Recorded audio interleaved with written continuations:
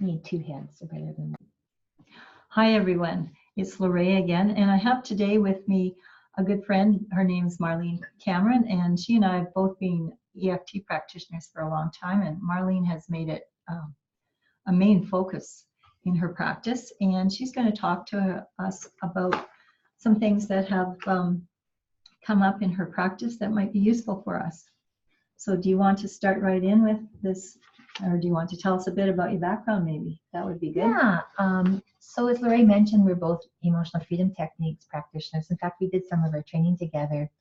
I was actively coaching at the time and had been looking for a way to help my clients understand like what was holding them back. You know, they'd make commitments, set goals, and then it didn't happen for whatever reason. So I started getting curious about what tools might be out there to help my clients essentially. So about 12 years ago, I integrated emotional freedom techniques into my coaching practice, and I began training other students and practitioners about almost 10 years ago now. Good, yeah. And EFT never gets old because it's so powerful. Exactly. Yeah.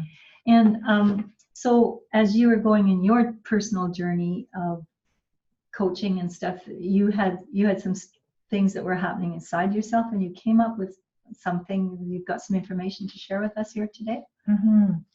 You know, it's a lot of people experience self-doubt and second-guessing themselves and what have you, but there's actually we'll call the phenomena called imposter phenomena, where individuals never seem to get past what we call that learning curve if they're transitioning into a new career, a new job. And you know, there's always a time frame where you're not the expert, that you have things to learn and maybe things to prove to yourself.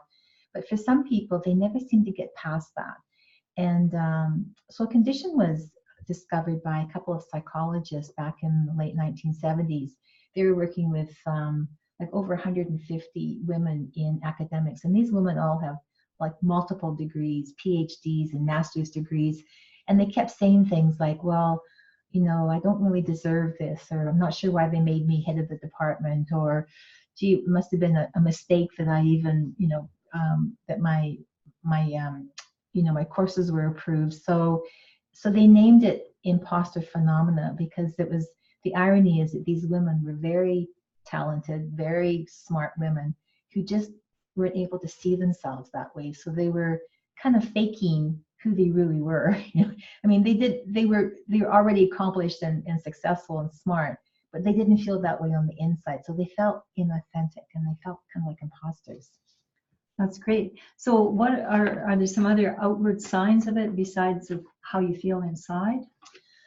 Yeah, I would say there's three main attributes to how this we'll call the mindset was identified. First of all, individuals they aren't able to like internalize or really own their achievements and accomplishment. So they tend to attribute it to things outside of themselves, like I was just lucky, or somebody liked me, or it was just kind of a fluke or mistake that I was accepted or got in. The second thing is that there's a big fear of being found out, that you're not what you've kind of portrayed yourself to be. You've been accepted for a position or given some kind of recognition, and you're thinking like, that's not really who I am. And the third thing is this thinking that you've kind of fooled people, that you've kind of pulled the wool over their eyes, so to speak. And so consequently, if they're eventually going to discover, who you really are. Ooh, that's uncomfortable. That's uncomfortable. That could use some EFT or other healing things. Big time. Yeah. Have you had experiences of that yourself in your life? Big time. I had a coach quite early on, and she sent me some information about imposter syndrome because I think she probably identified some of those traits in me, especially my tendency to discount or dismiss my achievements. And I looked at that time and I thought, oh, that's kind of interesting, but then I didn't really pay attention to it. And I think it was like about maybe 8 years after that, I had this big epiphany where I was talking to a colleague of mine and, looking for coaching clients. And she just said to me, like, why don't you just go and have coffee with people and see if there's some way that you can help them? And I got this voice in my head, like, what would be the point? Like, you have nothing to offer. And this was already after I was a trained and certified coach. I had clients who had won awards for business excellence through coaching, and yet I didn't see myself as capable and competent. So I thought, okay, so I better look at this. Yeah. So even someone who's like very talented and educated can have this, and it's not a sign that you're lacking in something. Not at all. Yeah. In fact, many people who do experience imposter feelings actually tend to be quite highly accomplished. Yeah. Yeah. So how did you get over it, or have you gotten over it? Well, it's a work in progress, but I did a substantial amount of work after that experience. I have a colleague who's also an EFT practitioner, and I asked him if he would work with me and help me kind of unravel all of my thinking, all of my perceptions, all of my beliefs that had me, see myself this way. And so I worked with him fairly intensively for about 6 months, and it made a huge difference. But I still find from time to time I kind of catch myself in the act of dismissing or downplaying my success. And but that's the great thing about using a tool like that. You can just keep at it. Absolutely, absolutely. Is there anything else about EFT, or pardon me, about imposter phenomenon that you wanted to tell our friends about before we move Well, on? yeah, there's a couple of different things. How you might see this in yourself. Like if you know that you have a tendency to discount or to dismiss things, and some people just do that out of modesty, but it goes a little deeper.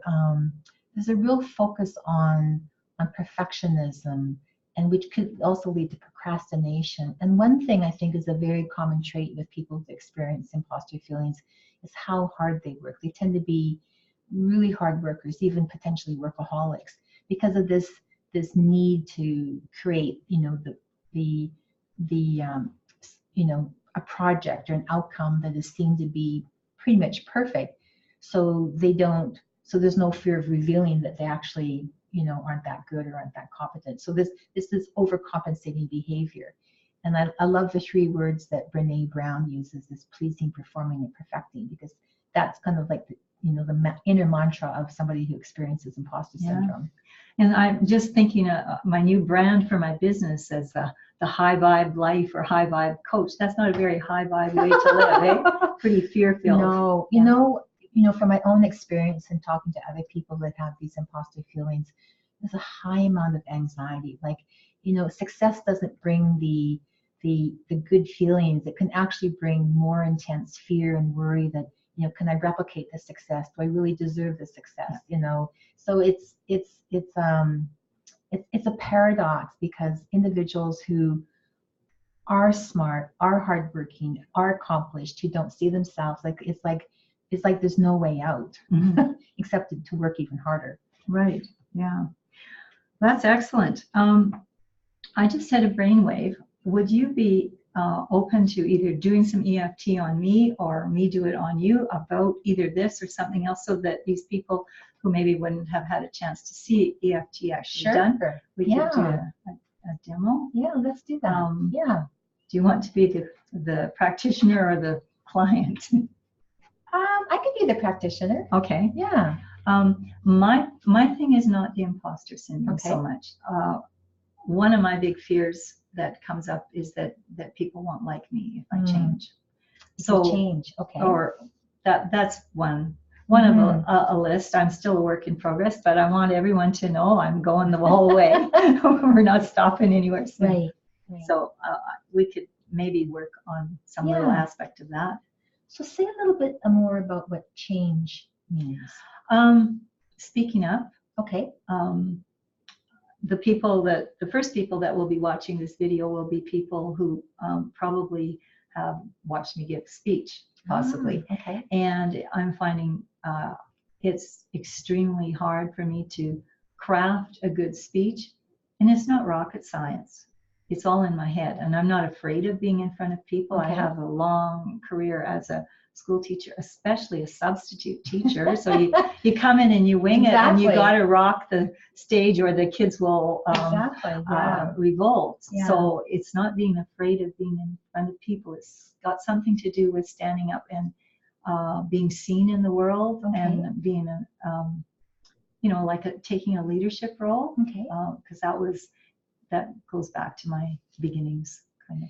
So, okay, so I have a better understanding what change means, like you're kind of stepping up. Yeah, stepping up. And so is there anybody in particular that you think would disapprove? Dad. Oh. Even though he's long gone. Okay, that's okay. The dad back then, I'm sure Yeah. he's evolved since then, but Okay. how he was back in the day when I was little. So perhaps you've had some experiences where you didn't feel supported by him. Yeah. Yeah. Okay. So let's just work with this idea that you stepping up will not be, approved of by, your dad. Authority, but Yeah. represented by your father. Yeah. So if you were to rate that level of kind of what I call it, angst, or worry around that from 0 to 10. it comes up as an 8. Okay, so that's in, pretty. in some forms. There's some things I don't have anxiety about, but there's something in there that's an 8 out Okay. of 10. So specifically around kind of speaking out, kind of being seen. And actually, it's like taking the initiative and getting myself heard, not waiting to be heard. I was supposed to wait, be seen, not heard, sort of thing. And here I am making waves and insisting on being heard. Okay. Ooh, that's a good one. Yeah. All right. And do you want to call the energy around that worry or angst or Angst? That'll Okay. be good. All right. So and as you know, this is always what comes up is, both of us know what's going to come up, and we're just going to work with whatever comes Right. up. And I just suggested this to Marlene. We didn't plan this bit. Which is so good. Yeah. All right. So as you know, I'll guide the process, and you repeat the words after me, and I try to use your words as much as possible. And if I've misrepresent something, just jump in and say what you'd like to say instead. Okay. Sounds good. All right. So I'm going to tap on the product up. So even though I feel this angst about putting myself out there, and being heard and seen, and concerned about approval, I deeply and completely accept myself. So even though I have this angst about not waiting to be seen, and heard, but initiating it, being rather bold and assertive, much to the chagrin of those people who might not approve, including my father. I deeply and completely love and accept myself. So even though I have this angst about putting myself out there in a bold and assertive way, because I'm not supposed to. Some people might not approve. I choose to accept myself anyway. Okay. So this angst, putting myself out there in a bold, assertive way, when I'm not supposed to. Some people might not approve. Authority figures might not approve. People like my dad might not approve. So I feel kind of anxious because somebody might not approve. In fact, probably everybody won't approve. So I feel anxious about putting myself out there, and being assertive, and being bold, and essentially saying, look at me, hear what I have to say. I still have some angst about that. Even though part of me really, really wants to do it. And part of me isn't so sure. About getting better. Some things have changed. Good. At the start, you would say, oh, they won't approve or whatever, and I was getting little pains in my stomach. Yeah. And that's substantially gone down. Oh, yeah. Okay. Yeah. So even that little bit, I think we should go on for the sake of the people watching. Yeah. To the finish our interview, but just in that little bit of tapping, I do feel more relaxed. And Yeah. towards the end, I wasn't getting that Good. knots in the stomach reaction to some of those statements. So how would you rate that level of angst now, thinking about putting yourself out there? Between a 5 and a 6. Okay. So that's a help. That's a help. Yeah. Thanks. Yeah. Thanks, You're Marlene. welcome. Good. Now, I would just like to finish off.